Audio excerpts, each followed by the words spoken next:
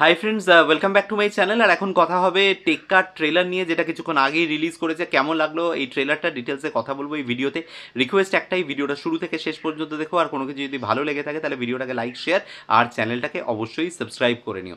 দেখো, টেক্কা নিয়ে ডেফিনেটলি একটা, তো পুজোতে একটা বড় চমক, কারণ পুজোতে এই বছর অল্পই ছবি রিলিজ করছে, তার মধ্যে টেক্কা অন্যতম। সৃজিত মুখার্জি এবং দেব অনেকদিন বাদে জুলফিকারের পরে আবার জুটি বাঁধছে। তো কেমন লাগলো এই ট্রেলারটা, তার আগে একটু ছোট্ট করে বলি। যেটুকু ট্রেলারে দেখতে পাওয়া গেছে সেটা হচ্ছে যে সেই একই মানে হোস্টেজ সিচুয়েশন, যেটার কথা আগেও টিজারের সময়ও বলেছি, যে দেব একটি বাচ্চা মেয়েকে হোস্টেজ করে নিয়েছে, তার কয়েকটা ডিমান্ড রয়েছে এবং পুলিশ সেটার সাথে নেগোশিয়েট করছে। এবং বাচ্চা মেয়েটি হচ্ছে স্বস্তিকা মুখার্জির মেয়ে, যে কিন্তু ভেঙে পড়েছে। এই অবধি আমরা মোটামুটি টিজারে দেখেছি। ট্রেলারে কিন্তু একটু এক্সটেন্ডেড কাট দেখলাম এই জিনিসটারই, এই গল্পটারই। তার মধ্যে কিছু নতুন ক্যারেক্টার, কিছু ডায়লগস এবং কিছু ইন্টেনশনস, সেইগুলো পরিষ্কার হলো।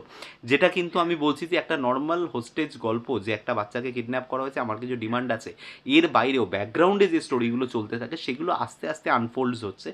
যেমন মানে সবথেকে বড় শকার ছিল আমার জন্য এটাই, যে একটা যার বাচ্চা হোস্টেজ হয়েছে সে তো ডেফিনেটলি টাকা পয়সা নিয়ে যাবে, পুলিশের কাছে গিয়ে বিনতি করবে, রিকোয়েস্ট করবে। সে আরেকটি বাচ্চার মানে বাচ্চাকে গান পয়েন্টে রেখে বলছে, আমার বাচ্চাকে যদি ছেড়ে নাও তাহলে তোমার বাচ্চার ক্ষতি করবো। এটা সৃজিত মুখার্জিই পারে, এবং সেটা কিন্তু ট্রেলারের মধ্যে রয়েছে, যেখানে স্বস্তিকা মুখার্জির ক্যারেক্টারটার যে শেডটা সেটা কিন্তু সামনে আসে। তো এইরকম কিন্তু কিন্তু মানে এইরকম অনেকগুলো জায়গা কিন্তু আছে। এবং খুব মানে বুদ্ধি করে বলা যেতে পারে যে ট্রেলার বলো, টিজার বলো বা প্রমোশনে বলো, সব জায়গা থেকে কিন্তু পরাণ বন্দ্যোপাধ্যায় এবং টোটা রয় চৌধুরীকে সরিয়ে রাখা হয়েছে। তাদের ক্যারেক্টারটার একটা বিশেষ কিছু ব্যাপার আছে, এটা বোঝা যাচ্ছে, কিন্তু সেটা রিভিল করতে চাইছে না, সেটাকে সামনে আনছে না। তো ট্রেলার থেকে এই জিনিসগুলোই মোটামুটি বুঝতে পারা যাচ্ছে। এবং যেটা আমার মানে সবথেকে বলো যে মানে সবথেকে যে জিনিসগুলো ভালো লেগেছে সেটা হচ্ছে দেবের কিছু রিয়াকশনস, মানে অ্যাজ অ্যান অ্যাক্টর, মানে ও কতটা মানে জায়গায় কোন জায়গায় পৌঁছেছে, যে কিছু কিছু রিয়াকশনস এত ভালো দিচ্ছে।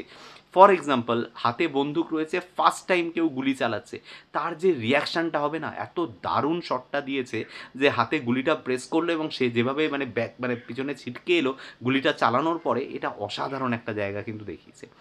সেকেন্ড যেটা বলবো সেটা হচ্ছে যে এই ট্রেলারের মধ্যে কিন্তু সিচুয়েশনাল কমেডি রয়েছে, ডায়লগের থ্রুতে কিছু কমেডি রয়েছে, অবশ্যই কিছু কাঁচা গালাগালি রয়েছে, সেগুলো শুনে যেরকম হাসি পাবে সেরকম কিছু গালাগালি বা কিছু ডায়লগস রয়েছে যেগুলো কিন্তু শুনে মানে এই স্যারকাজমসগুলো কিন্তু বুঝতে হবে।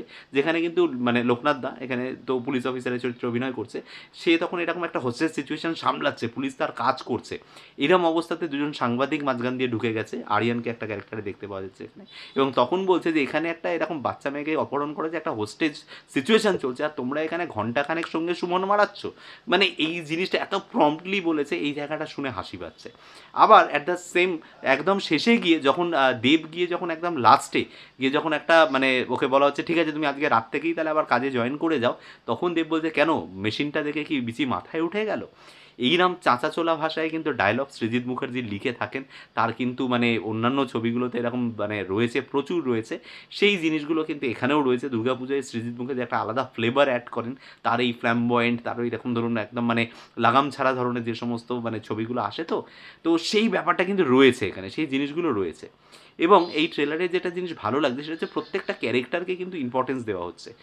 টোটা দা এবং তোমার এখানে পরান্দাকে বাদ দিলে বাকি প্রত্যেকটা ক্যারেক্টার একটা স্ক্রিন প্রেজেন্স। রুক্মিণীও কিন্তু একটা স্ক্রিন প্রেজেন্স রয়েছে, রুক্মিণী জিজ্ঞাসা করছে যে তোমার নাম কি, কেন, মানে দ্যাট শর্ট অফ এই কনভারসেশনসগুলোকে কিন্তু রাখা হয়েছে। তো ট্রেলারটা ভেরি ওয়েল এডিটেড, ওয়েল মানে মিউজিক গিভেন, কারণ ব্যাকগ্রাউন্ড স্কোর এবং সাউন্ড মানে ব্যাকগ্রাউন্ড সাউন্ড যেগুলো রয়েছে না, সেই ফলিগুলো খুব ভালো কাজ করেছে। তো এই জিনিসগুলো খুব ভালো লাগছে, সাউন্ড ডিজাইনটা ওভারঅল খুব ভালো হয়েছে।